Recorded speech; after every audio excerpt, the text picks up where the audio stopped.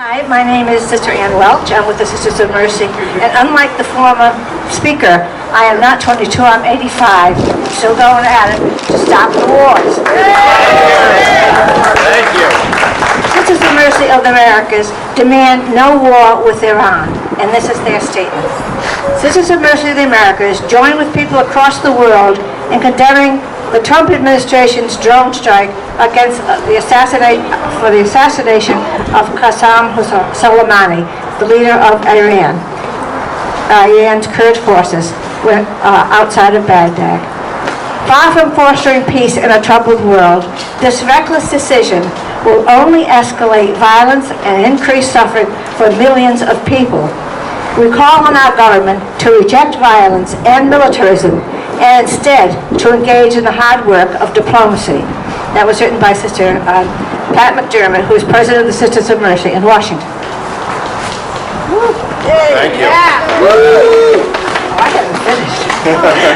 We must remember and put into action the many words uttered last week when honoring Dr. Martin Luther King. His message was of ending violence and war.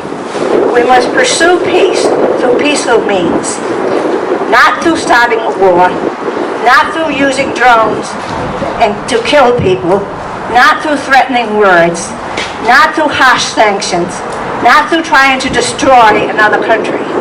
There is no room in this world for hate, and there's no room in this world for war and violence. Our government must negotiate peace.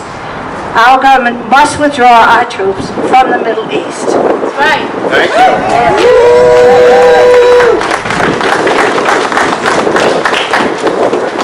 Bishop Thomas Golden, a retired bishop in Detroit, tells us that we have to refuse to kill and refuse cooperation with our country's wars.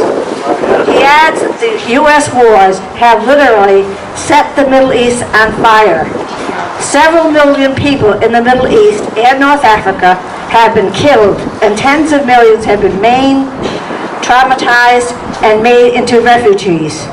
In all of these places, the U.S. war-making machine has helped cause humanitarian catastrophes.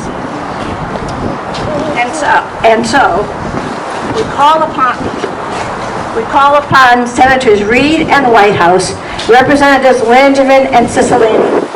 You were sent to Washington to work for us, not to help the war machine in this country by doing such things as voting for the immoral, deadly, insane federal budget passed a short time ago. Yes. We call on you now to work for peace, to sponsor and or vote only for legislation that promotes peace and nonviolence. Stop the aggression, stop the violence, bring our sons and daughters home from the Middle East and help them work for peace. Now.